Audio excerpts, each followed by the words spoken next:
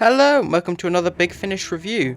Today we're going to be looking at a slightly different story today, as we're going back to the Companion Chronicles range. And more specifically, we're going to be looking at essentially the pilot story for one of Big Finish's most popular Doctor Who spin-offs, Jago and Litefoot, with their first adventure in Big Finish, The Mahogany Murderers by Andy Lane. But before we get into the review, I'd just like to say, if you haven't already, please support the channel by hitting subscribe, turning on notifications, liking, commenting, and you can find and follow me on Twitter here. Now, The Talons of Weng Chiang is one of the most divisive stories of the classic series, but what most people can agree is a positive of that particular adventure is the inclusion of two very distinct characters, Henry Gordon Jago and Professor Litefoot, played by Christopher Benjamin and Trevor Baxter respectively. Even though these two don't really spend that much time together in the story, when they do finally meet up, they have really good chemistry and act as a really strong dynamic. It's something that the author Robert Holmes really excelled at, really fun duos, which is something you can see quite a lot in his writing for Doctor Who. It was so successful that a potential TV spin-off for this duo was considered but never got made. So it was up to Big Finish to bring this idea to life.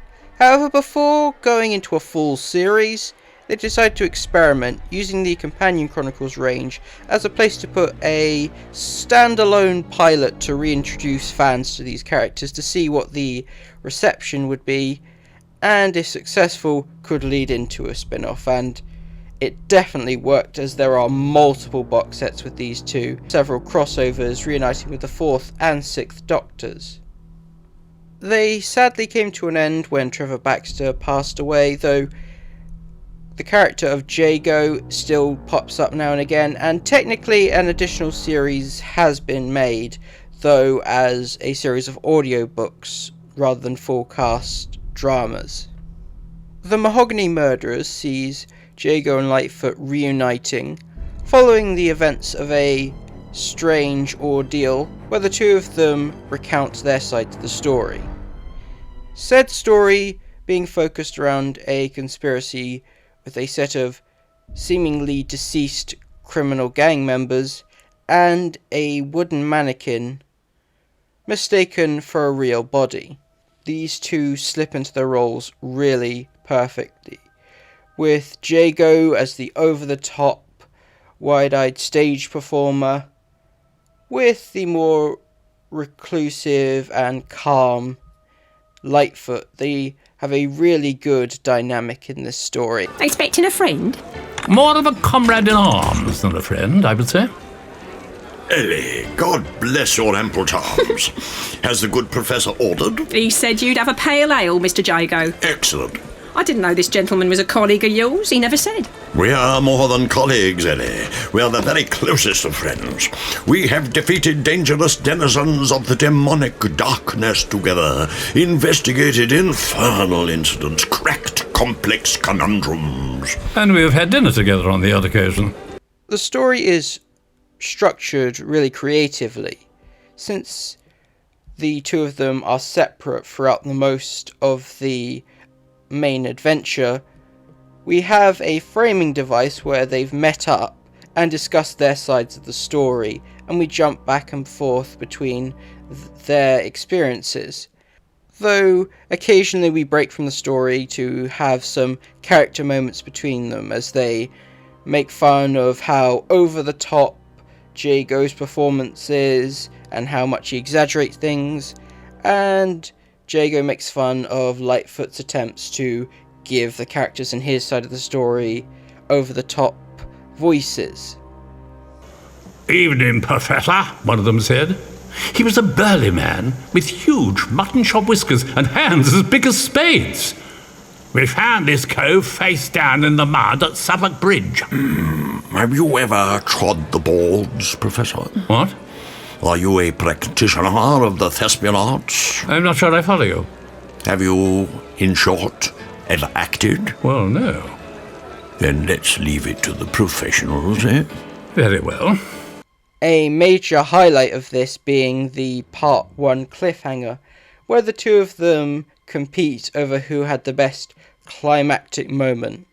These light-hearted elements and the framing device do help to serve to lessen the really dark elements in this story. The mysterious puppet that Litefoot finds does inevitably come to life, and the description of it is really uncanny. I almost wish we'd been able to see this really articulate puppet in live action, though I don't think it could be depicted in the manner that it's described as. It was a wooden mannequin, the exact size and shape of a man, and with all the joints carefully carved and crafted so that they worked in exactly the same way as a human skeleton. The hands in particular were masterpieces of woodworking, able to take on any shape that the human hand could make. The clothes were of good workmanship, not obviously patched or repaired, and they fitted the mannequin so well that either they were made for it or it was made for them. Now, I'm not going to spoil this story and some of the elements that occur in the main series. What I will say is that I really like how, despite the fact that this is a standalone story that does resolve itself by the end, it does leave some elements unexplored in a natural way, which, as far as I understand, do get explored in Season 1. So it is a good hook in to get you to continue listening. And if you're interested in checking out the Jago and Litefoot spin-off, at least the first couple of seasons should be available on websites like Spotify. So if you're apprehensive, you can listen to it for free right now, and I really recommend listening to it. Overall, this was a really fun little story that shows just how good these two characters are, and I thoroughly recommend checking it out. Even if you're not planning to follow up and listen to the full spin-off, this is a good fun little hour-long story to listen to. Thank you for watching, and I'll see you next time.